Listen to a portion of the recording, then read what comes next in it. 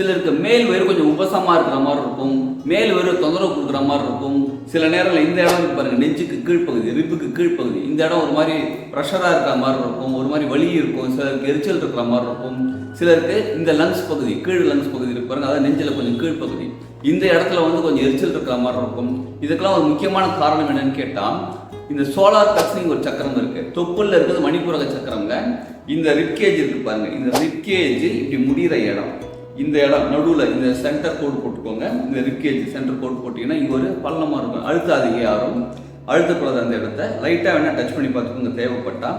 இந்த இடத்துல தான் சோலார் பிளெக்ஸ் சக்கரம் இருக்கு.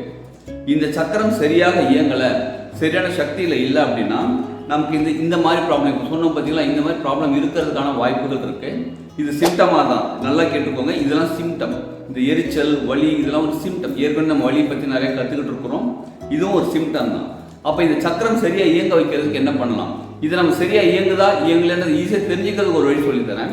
வணக்கம் வைக்கிற மாதிரி கை வச்சுக்கோங்க, லைட்டாக அப்படியே ரப் பண்ணிக்கோங்க, ஜென்டலாக ரப் பண்ணிக்கோங்க, இப்படி ரப் பண்ணிக்கோங்க, கை மெதுவாக ரப் பண்ணிக்கிட்டு கை ரெண்டும் வணக்கம் வைங்க, சேர்த்து வைங்க, சேர்த்து வச்சு இப்படி கை ஓப்பன் பண்ணி பாருங்க.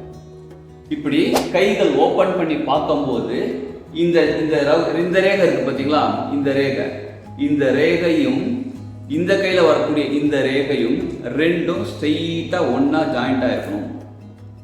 இப்படி கை வச்சுட்டு நல்லா கவனிச்சுக்கோங்க. இப்படி கை வச்சு ரொம்ப ரிலாக்ஸாக ஜஸ்ட் சாதாரணமாக இப்படி கை வச்சு இப்படி ஓப்பன் பண்ணி பார்க்கும்போது இந்த ரெண்டு ரேகையும் கரெக்டாக இருக்கணும். நல்லா கவனிச்சுக்கோங்க. இது ஒரு பாருங்க,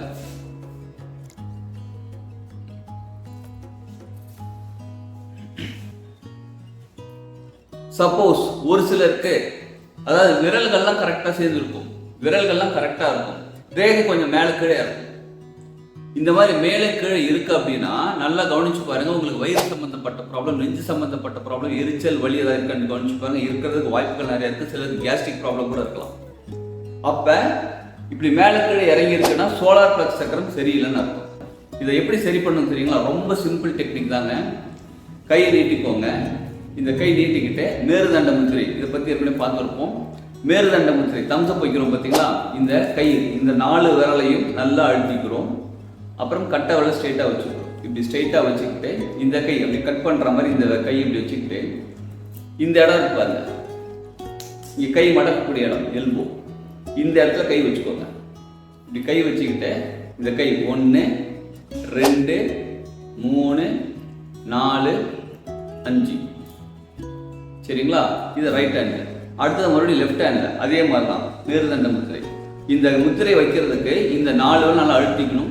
இந்த கட்டை விரல் நேராக ஸ்ட்ரெயிட்டாக வச்சுக்கணும். இதை ஸ்ட்ரெயிட்டாக வச்சுக்கிட்டு அதே மாதிரி இந்த கை ரைட் ஹேண்டை இங்கே வச்சுக்கிட்டு 1 2 3 4 5 மறுபடியும் இந்த கையில் 5 டைம்ஸ் செஞ்சுட்டு மறுபடியும் ரிலாக்ஸாக என்ன பண்ணுங்க, உரசிக்கிட்டு வணக்கம் வச்சுக்கிட்டு இப்படி ஓப்பன் பண்ணி பாருங்க. சோலார் பிளெக்ஸ் சக்கரம், அதாவது இந்த கர்வ் இருக்கு பார்த்தீங்களா, ரெண்டும் ஜாயிண்டாக இருக்கான்னு செக் பண்ணிக்கோங்க. பல நேரங்களில் பலருக்கு கரெக்டாக ஜாயிண்ட் ஆகிடும்.